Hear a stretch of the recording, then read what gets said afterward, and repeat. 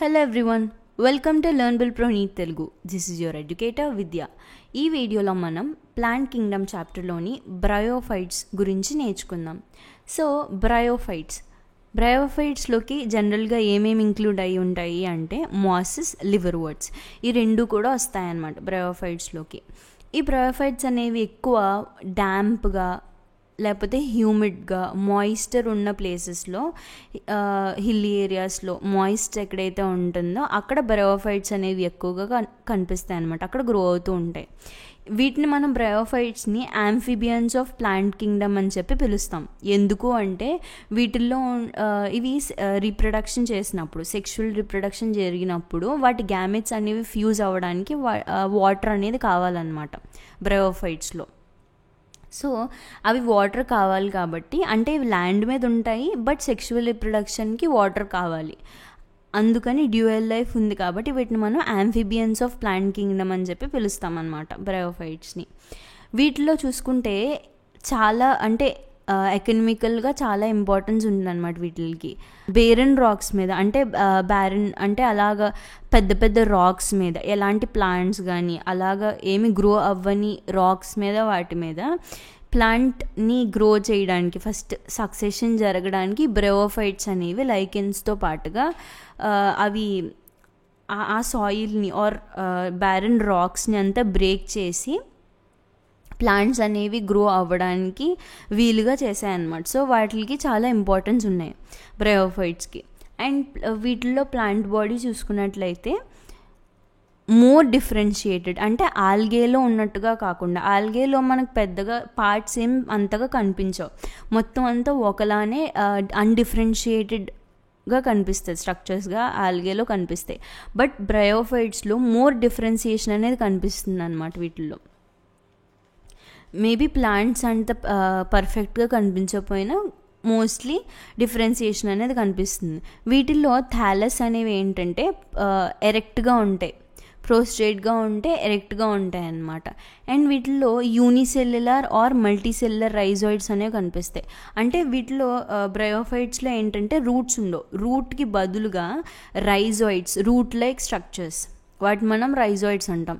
So ఆ rhizoids అనేవి కనిపిస్తాయి. రైజాయిడ్స్ అనేవి మేబీ యూనిసెల్యులర్ అవ్వచ్చు లేదంటే మల్టీసెల్యులర్ అవ్వచ్చు. సో ఆ రైజాయిడ్ లైక్ స్ట్రక్చర్స్ కనిపిస్తాయి. వీటిల్లో ఏంటంటే true roots, true stems, true leaves, so ఇవి కనిపించవు.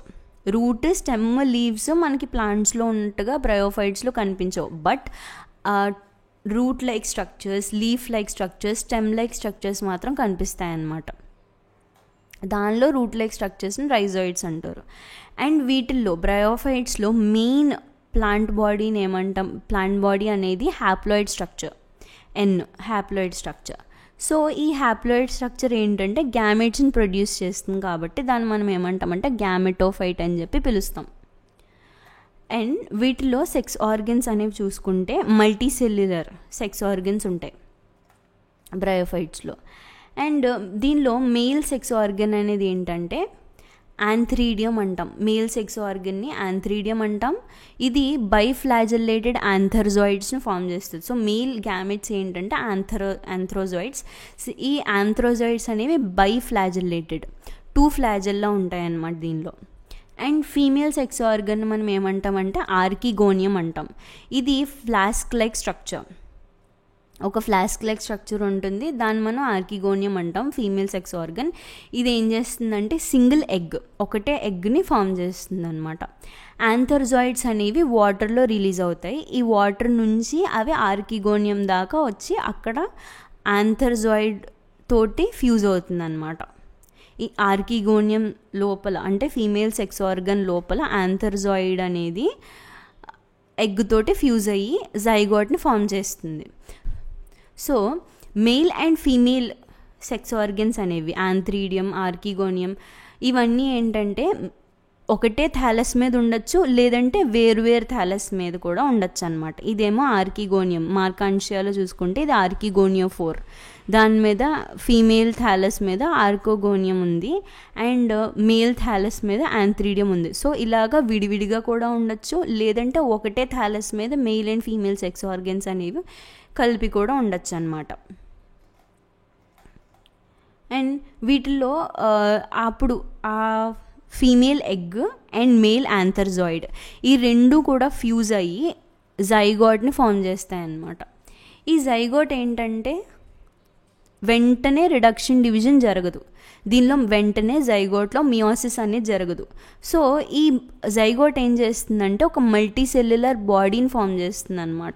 ఆ మల్టీ సెల్యులర్ బాడీని మనం ఏమంటామంటే స్పోరోఫైట్ అంటాం. సో స్పోరోఫైట్ అనేది డిప్లాయిడ్ స్ట్రక్చర్. సో హ్యాప్లాయిడ్ గ్యామెటోఫైట్స్ నుంచి గ్యామెట్స్ వచ్చి ఆ రెండు గ్యామెట్స్ ఫ్యూజ్ అయ్యి జైగోట్ ఫామ్ చేసి ఆ జైగోట్ అనేది స్పోరోఫైట్ అనే డిప్లాయిడ్ స్ట్రక్చర్ కింద డెవలప్ అవుతుంది అనమాట. ఈ స్పోరోఫైట్ అనేది ఫ్రీ లివింగ్ కాదు, గ్యామెటోఫైట్ ఫీమేల్ గ్యామెటోఫైట్ మీదనే ఈ స్పోరోఫైట్ అనేది ఉంటుందన్నమాట. సో కిందిలా గ్యామెటోఫైట్ ఉంటే దానిపైన స్పోరోఫైట్ అనేది కనిపిస్తుంది మనకి, దానికి అటాచ్ అయి ఉంటుంది.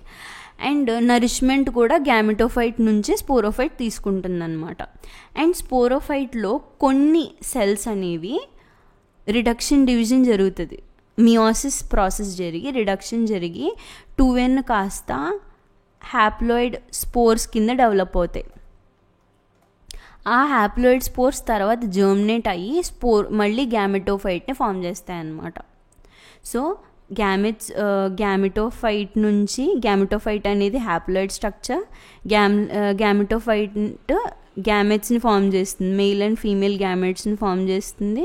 ఈ రెండు గ్యామెట్స్ ఫ్యూజ్ అయ్యి జైగోట్ ఫామ్ చేస్తాయి. సో ఈ జైగోట్ అనేది ఫర్దర్ డెవలప్ అయ్యి, జైగోట్ అనేది డిప్లాయిడ్ స్ట్రక్చర్, గ్యామెట్స్ అనేవి హ్యాప్లాయిడ్ స్ట్రక్చర్స్. సో ఈ జైగోట్ కాస్త స్పోరోఫైట్ అనే డిప్లాయిడ్ స్ట్రక్చర్ని ఫామ్ చేస్తుంది. ఈ స్పోరోఫైట్ ఏంటంటే గ్యామెటోఫైట్ పైన ఉండి గ్యామెటోఫైట్ నుంచి నరిష్మెంట్ తీసుకుంటుంది. అయితే ఈ స్పోరోఫైట్లో కొన్ని సెల్స్ అనేవి మియోసిస్ జరిగి హ్యాప్లాయిడ్ స్పోర్స్ కింద కన్వర్ట్ అవుతాయి అన్నమాట. కొన్ని సెల్స్ హ్యాప్లాయిడ్ స్పోర్స్ కింద కన్వర్ట్ అయ్యి ఆ హ్యాప్లాయిడ్ స్పోర్స్ కాస్త మళ్ళీ గ్యామెటోఫైట్ కింద ఫామ్ చేస్తాయి అన్నమాట, గ్యామెటోఫైట్ని. ఇది లైఫ్ సైకిల్ అనమాట. ఇది పాలిట్రైకమ్ ఇలా ఉంటుంది బ్రయోఫైట్స్లో. నెక్స్ట్ బ్రయోఫైట్స్లో ఎకనామిక్ ఇంపార్టెన్స్ చూసుకున్నట్లయితే ఇవి జనరల్గా అంత ఎక్కువ ఎకనామిక్ ఇంపార్టెన్స్ అనేవి కనిపించదు అనమాట. బ్రయోఫైట్స్ తక్కువ ఎకనామిక్ ఇంపార్టెన్స్ ఉంటుంది. అయితే వీటిలో మాసెస్ ఏవైతే ఉన్నాయో, అంటే ఇందాక చెప్పుకున్నాం కదా, సో బ్రయోఫైట్స్ అనేవి లివర్వర్ట్స్ అండ్ మాసెస్ ఈ 2 గ్రూప్స్ కింద డివైడ్ అయి ఉన్నాయి. అయితే మాసెస్ అనేవి ఏంటంటే హెర్బేషియస్ మ్యామల్స్కి, అంటే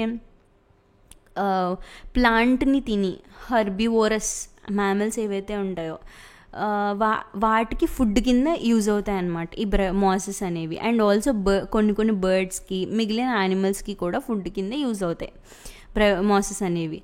and species like sphagnum. So sphagnum అనేది వన్ ఆఫ్ ద బ్రయోఫైట్.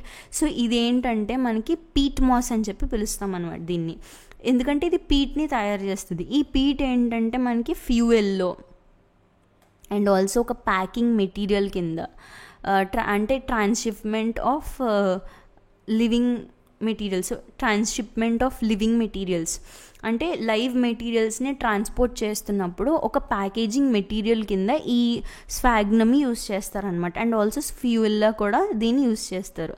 ఎందుకు అంటే ఇది వాటర్ని హోల్డ్ చేసే కెపాసిటీ అనేది ఉంటుంది కాబట్టి దాన్ని మనం ట్రాన్స్షిప్పింగ్ మెటీరియల్ కింద యూస్ చేస్తాం.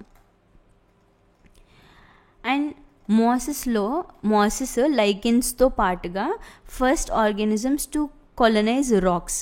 సో రాక్స్ ఉంటాయి, బేరన్ రాక్స్ ఉంటాయి కదా, అంటే ముందు చెప్పుకున్నట్టు కొన్ని రాక్స్ మీద ఎటువంటి గ్రోత్ అంటే ఎటువంటి ప్లాంట్స్ కానీ ఏమీ గ్రో అవ్వవు. సో అలాంటప్పుడు ఈ లైకెన్స్ అండ్ మాసెస్ ఇవి గ్రో అయ్యి ఏం చేస్తాయంటే ఈ మొత్తం రాక్నంతా కూడా సమ్ యాసిడ్స్ ద్వారా డిజాల్వ్ చేసి ప్లాంట్స్ గ్రో అవ్వడానికి, డిఫరెంట్ ప్లాంట్స్ గ్రో అవ్వడానికి వీలుగా, అవి గ్రో అవ్వడానికి సూటబుల్గా వాటిని చేస్తాయి అన్నమాట.